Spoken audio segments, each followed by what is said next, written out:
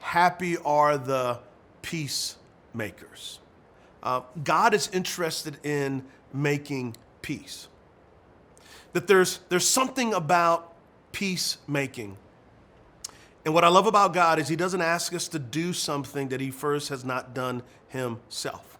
That when Jesus of Nazareth come, fully God, fully man, when he comes to humanity, it's a peace offering saying, I'm going to liberate us from sin and death and evil. I'm going to remove shame and guilt. The Apostle Paul even goes as far as to say that even while yet we were enemies of God, we became God's friends through Jesus. That what he did on the cross wipes away our sin, clears our record, but it also says you have peace with me.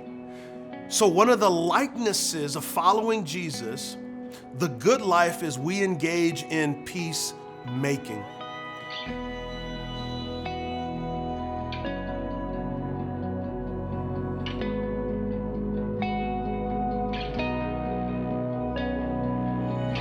We live in a time in our country where it is incredibly divided.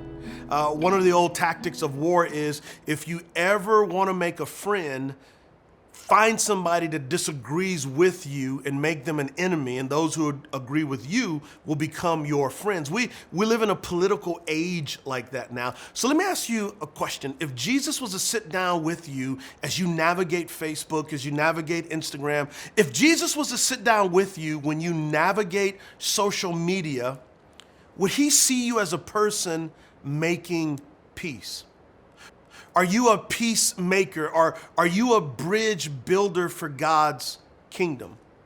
In Matthew 5:44, Jesus says, love your enemies. Pray for those who persecute you. Why does Jesus tell us to do that? It's because we are reflecting the grace that we have received, but also when you and I love our enemies, it's healing to us. Our hearts were not desired to carry hurt. Our hearts were not created to carry bitterness.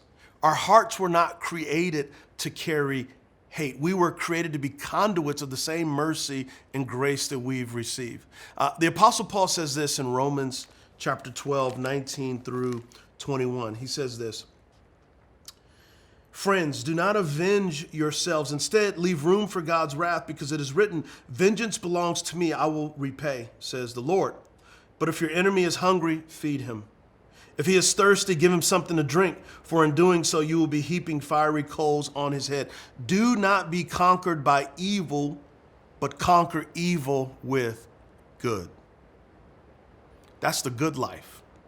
The good life is a life in which we find happiness and pleasure from trusting God to be who God's called us to be. Instead of being reactionary to those who've harmed us or wounded us, we're responsive to the one who's forgiven us. So are you and I making peace through our lives because we have peace with God? Are we looking for ways to make peace? Because that correlates to our happiness. Happy are the peacemakers.